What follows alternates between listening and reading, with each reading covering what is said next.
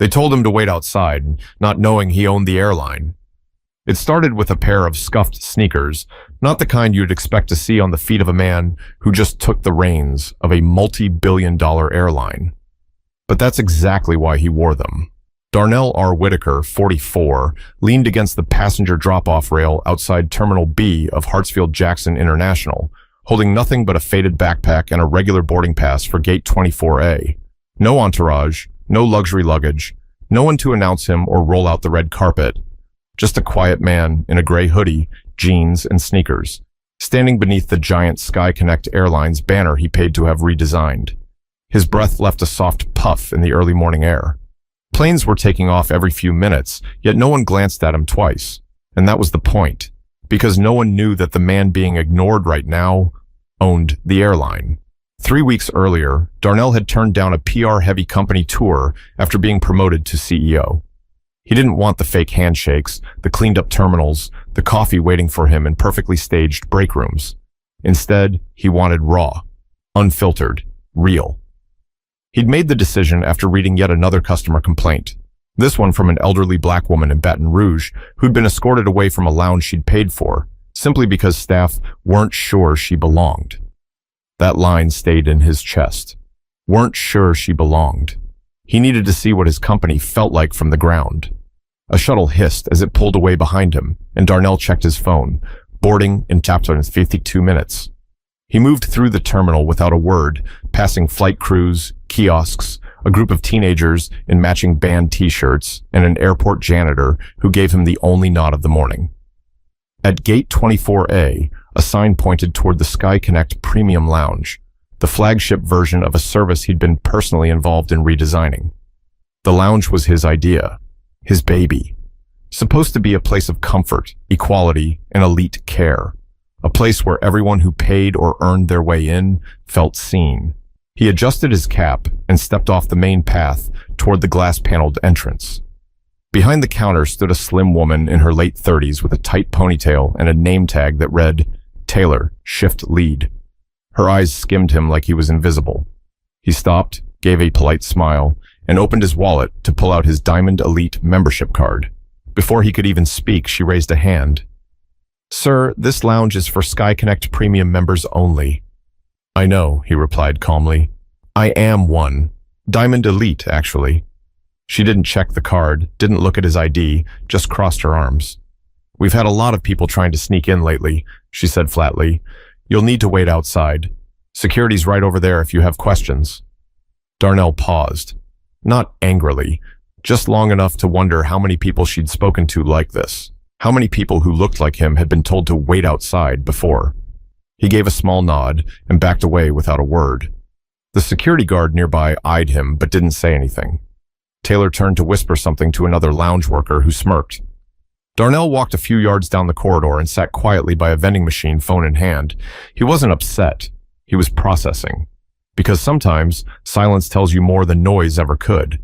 But what he heard next from the other side of that glass wall made it impossible to stay quiet. From where Darnell sat, he could hear everything. The glass wall that divided the lounge from the rest of the terminal wasn't soundproof, and neither were the employees inside. That same supervisor, Taylor, was laughing softly with the other worker. A tall guy in a navy vest with lounge ops embroidered on the chest. His name tag said Riley. She really thought he was going to make it in with that outfit, Riley said, chuckling. Man looked like he was coming from the Waffle House, not Delta One. Taylor smirked, sipping from her stainless steel tumbler. I swear, these people think flashing a card makes them somebody. Darnell blinked. These people. That one stuck. He wasn't new to this kind of thing, not even close. But to hear it, so casual, so automatic, in a space built to represent premium service, that was different. A child nearby dropped a toy, and Darnell leaned over to hand it back to the mother, who smiled and thanked him. He nodded, then sat back in his seat. Quiet again. He watched. In the next 10 minutes, 4 more people approached the lounge entrance.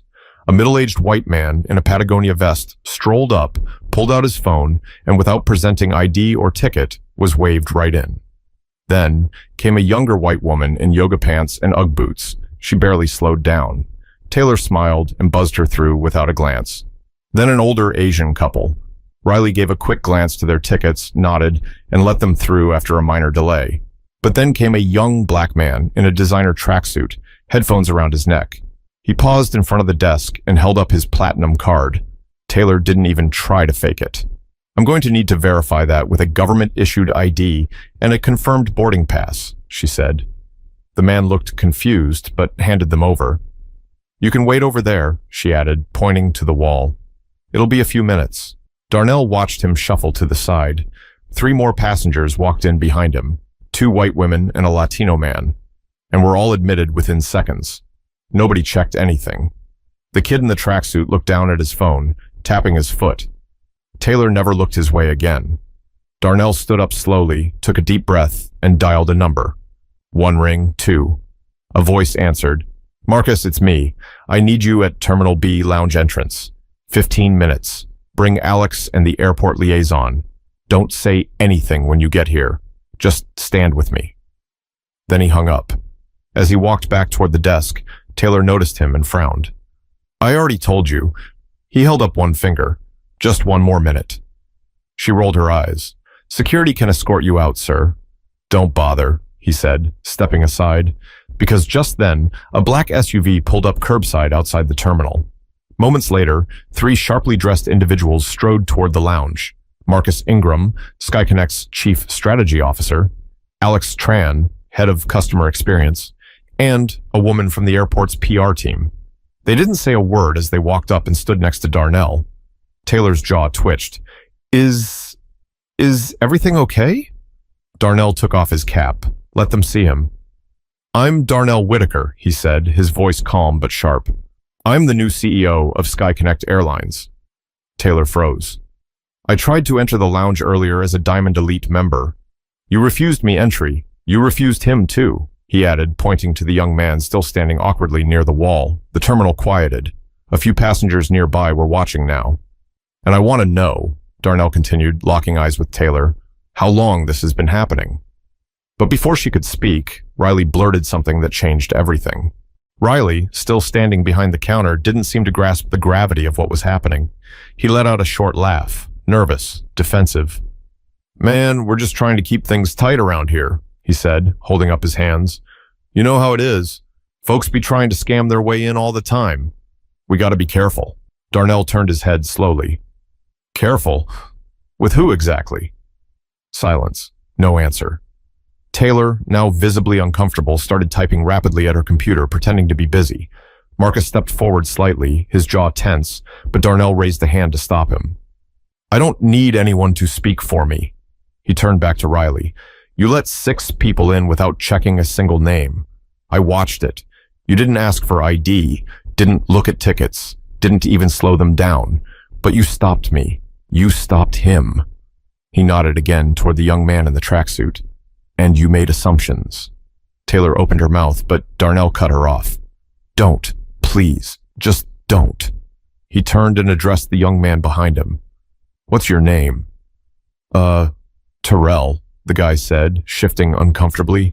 "Terrell Mayfield. I just made platinum last month, man. First time even trying to come in here." Darnell nodded. "I'm sorry this was your first experience with us." Terrell gave a weak smile. "Ain't the first time something like this happened, though." That one hit harder than anything else, and that's when Darnell stepped away from the counter and walked straight into the lounge past the stunned employees. Not another word. He moved toward a quiet corner where a small group of guests had started noticing the tension outside. He turned and addressed the room. "My name is Darnell Whitaker. I'm the CEO of this airline. Some of you may not know me. And honestly, that's okay. I didn't come here to be seen. I came here to see." Whispers rippled through the lounge. Phones were discreetly lifted. A few people sat straighter in their chairs. "I wanted to understand what this place feels like for someone who isn't wearing a suit. Someone without a press badge or a camera crew. I came in as myself.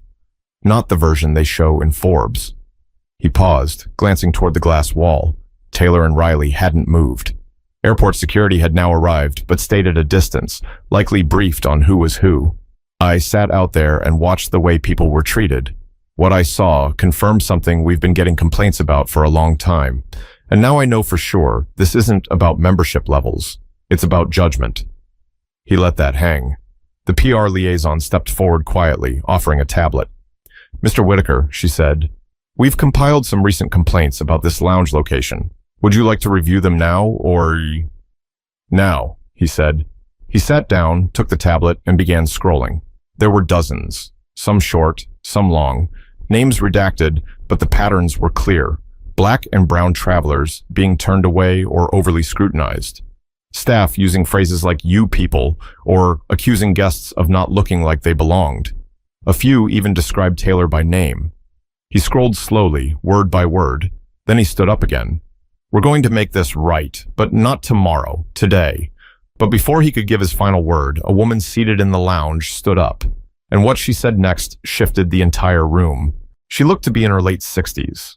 Black slacks, maroon blouse, silver-gray twists pulled back into a low bun. She had been sitting quietly near the lounge's far wall, reading a book and sipping tea. But when Darnell said, "We're going to make this right," she stood.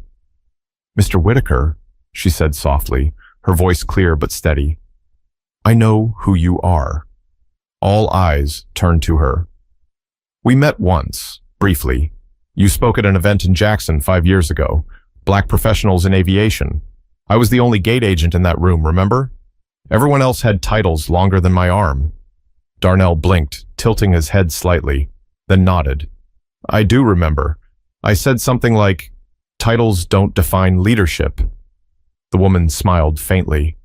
"You also said if you ever got the chance to run a company, you'd make sure people like me were never overlooked again." She took a step forward. "I've been overlooked plenty. I've worked for Sky Connect 31 years. I've trained dozens of people who now outrank me. And I've walked into this lounge in uniform and been told more than once to use the employee break room instead." A few gasps from the crowd. Taylor looked like she wanted to melt into the floor. "I didn't say anything those times," the woman added. "I just went back to work. But maybe I should have." Darnell met her eyes. "You're saying something now. That matters." The woman nodded and sat back down. The room was still. Darnell turned to Marcus and Alex. "I want every employee who submitted complaints or reports about this location reviewed again, starting today. Cross-check names, look at who got ignored, who got retaliated against, and I want lounge access logs pulled from the last 3 months." Taylor's face paled. Riley shifted uncomfortably. "Effective immediately," Darnell added. "This lounge is under direct review by corporate. Nobody working here walks back behind that desk until they've been retrained and reevaluated." Taylor opened her mouth again, but this time Darnell didn't flinch. "You're not being fired for today. You're being removed for everything before today. For the way people were treated when nobody was watching. The cameras saw it. The complaints show it. The silence confirmed it." Riley muttered something under his breath. "What was that?" Darnell asked. "I said, this is overkill." Darnell nodded slowly, then walked toward him until they were face to face. "You think this is about one mistake? I used to think like that too, but patterns don't form from one day. They form from habits, from arrogance, from people being too comfortable disrespecting strangers." He turned toward the others in the room. "Comfortable gatekeeping. That's the real problem here." The lounge had gone completely quiet. No one moved, no one sipped, no one typed, and then the young man in the tracksuit, Terrell, stepped inside the lounge, now cleared by the airport liaison. He glanced around, awkward but curious. "Y'all serious?" Darnell looked at him. "You're welcome here. You always were." Terrell grinned. "All right then." He took a seat, leaned back, and looked around like he owned the place. A few passengers chuckled. It was the first sound of relief in over 20 minutes. But Darnell knew that one lounge wasn't the only problem. The real issue went deeper, and he wasn't leaving until it was dealt with. An hour later, Darnell stood in a back office of the terminal. The lounge was now under temporary closure. Signs were posted. Staff had been escorted to the employee corridor for internal review procedures. But the confrontation wasn't over. Taylor sat across from him, arms folded. Riley leaned against the wall with forced indifference. 2 members of HR sat nearby. No lawyers, no cameras, just truth. "You've read the complaints?" Darnell asked calmly. Taylor didn't answer. "They're not all from guests," he added. "Some were written by your own coworkers, quietly, some anonymously. People who said they tried to bring things up, but it went nowhere. Taylor rolled her eyes. And you think firing me fixes it? I think accountability starts somewhere. She leaned forward. You came in here pretending to be someone else. What did you expect? I expected fairness, Darnell said. Respect.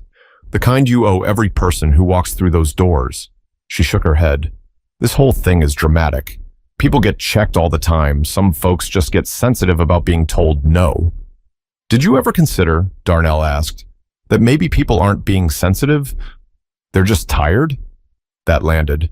Even Riley straightened up a bit. Darnell turned to him next. You said earlier this was overkill. Do you still believe that? Riley shrugged. I mean, I get it now. I guess I didn't see how bad it looked.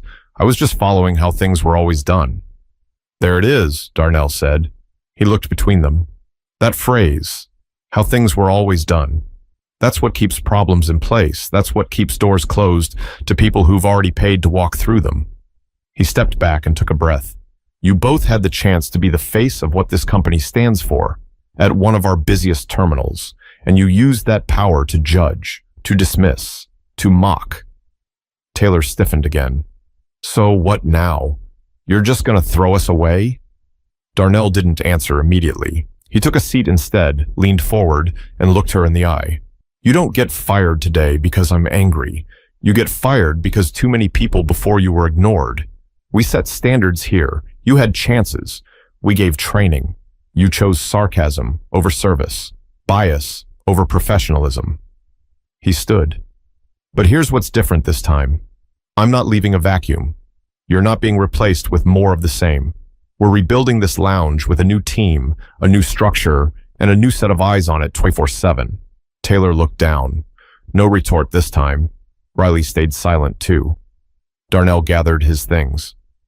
I hope you both take this as more than just the end of a job. I hope it makes you look closer at how you show up in the world. Because titles don't last. Character does. He turned and opened the door to leave, pausing for just a second. We don't ground people at Sky Connect based on what they wear or what they look like. We don't strip people of dignity at the front desk. He looked over his shoulder. Not anymore.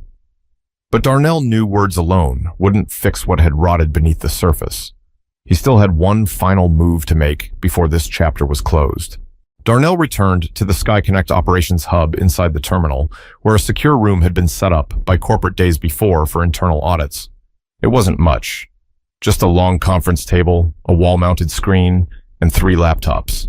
Waiting inside were Alex Tran, head of customer experience, and Yvette Dorsey, the newly hired director of equity and accountability. She had a thick file already open in front of her. Mr. Whitaker, she said, standing up, we pulled the last 90 days of lounge access data, staff logs, and surveillance footage. It's worse than expected. He sat down. How bad? Alex answered. 73 documented incidents. 14 of those involved verbal complaints that went unrecorded by staff. 11 involved guests being escorted out. Every one of them either black or Latino. Yvette slid over a folder. 3 employees filed internal reports of discriminatory behavior by the lounge team. 2 of them said they were threatened with retaliation. 1 was reassigned. Darnell opened the file. The words hit like bricks. I was told I needed to stop letting just anyone in. Supervisor said certain folks just don't fit the image. When I said something, my hours got cut. He exhaled slowly. This isn't neglect, he said. This is culture. Yvette nodded. And culture can't be fixed with memos. Alex leaned forward. We've identified 3 more lounges with patterns just like this one. Similar staffing, similar gatekeeping behavior. You want us to start making calls? Darnell didn't answer right away. He turned to the screen, where a paused video still showed Taylor waving a white male passenger through without checking anything, time-stamped just 5 minutes after she blocked Darnell. He played the footage, then he played another and another. Same patterns, different days, same faces. He stood up, walked to the screen, and tapped the pause button. We'll start here, but this is going bigger. He looked at Yvette. I want you to develop a new training model, one that goes deeper than PowerPoints and scripted customer service videos. I want role play, immersion, case studies. I want people to feel what bias looks like, not just read about it. Yvette nodded, jotting notes. And consequences? Sharp ones, Darnell said. For management, especially. If you're a supervisor who looks away while your team disrespects people, you're part of the problem. Period. He turned to Alex. And I want a new employee feedback system. Direct to my desk. Every month. No filters. No rewrites. Alex blinked. All of them? That's a lot of... All of them, Darnell repeated. The room went quiet for a moment. Then Yvette asked, And the staff you removed today? Darnell glanced at the screen again. They'll be formally let go by the end of the day. HR's handling it. He stepped away from the table. But this isn't just about them. This is about the culture we've tolerated for too long. People think discrimination always shows up in slurs or violence, but sometimes it's just a look, a smirk, a delay, a refusal, a double standard dressed up as policy. He picked up his bag. I'm not here to be liked. I'm here to make sure nobody else gets told they don't belong in a space they earned. He started walking toward the door. Alex called after him. You're heading back out there? Yeah, Darnell said without stopping. Where to? He paused. The gate. There's something I still need to say. But the gate wasn't just about travel. It was about the people watching, listening, and waiting for someone to finally say the truth out loud. Gate 24A. A looked different now. What had been just another terminal corner filled with tired passengers and coffee cups was now a crowd gathered near the windows. People whispering, pointing discreetly, and waiting for what they sensed was coming next. Darnell stood in front of the window facing them, a mic clipped to his jacket. The Sky Connect media team had arrived minutes earlier, quietly setting up for what they were calling an impromptu executive statement. But it was more than that. This was the moment everything had to change. Darnell looked into the cameras, then back to the people, the frequent flyers, the economy passengers, the employees off shift, standing in uniform at the back of the group. One was Terrell, still in his tracksuit, nodding with arms crossed. Another was the older woman from the lounge, standing beside a younger black flight attendant with tired eyes and a hopeful look. Darnell adjusted the mic, then spoke. My name is Darnell R. Whitaker. I'm the CEO of Sky Connect Airlines. The crowd quieted. You could hear zippers being closed, phones being silenced. I didn't come here this morning to give a speech. I came here to see what our guests experience when no one's watching. I wore a hoodie. I carried a backpack. I didn't tell anyone who I was, and within 5 minutes, I was told to wait outside. He let that breathe. That didn't hurt my feelings. I've been underestimated before. But what I saw after that hurt something else. It hurt our values. It hurt people who've trusted this company with their travel, their time, their money, and got disrespected in return. Darnell glanced toward the lounge where the lights had been dimmed and a small red, temporarily closed sign now hung from the door. We've just relieved the management team from our Gate 24 Sky Lounge, he said, not for a single mistake, but for creating and maintaining a culture that pushed certain people aside while letting others in without question. A few people in the crowd murmured, some nodded. This isn't a PR stunt. We didn't stage this. We didn't script it. This is a reset, and it's going to be hard, because systems don't change just because one person says so. They change when truth is met with action, when leadership looks like showing up uncomfortable and doing the right thing anyway. He paused again. Every Sky Connect lounge in the country is being re-audited starting today. New training is being built. Feedback will go straight to my desk. And frontline staff, the people who interact with you first, will be held to the same standard we expect of executives. The terminal was still. Darnell glanced around at the faces, some skeptical, some inspired. You don't have to clap. You don't have to believe me right now. Just watch what we do next. He looked straight into the camera one last time. We can't fly as a company if we're dragging people down on the ground. From now on, we're lifting everyone up, no matter what they look like, where they're from, or what they're wearing. Then he stepped away. No applause, no music. Just a room full of people staring at a man who'd just flipped a switch. A few moments later, the older woman walked up and gently touched his elbow. You didn't have to do all this, she said, but I'm glad you did. Darnell smiled. I didn't do it for me. She nodded. I know. But there was still one last thing he needed to say.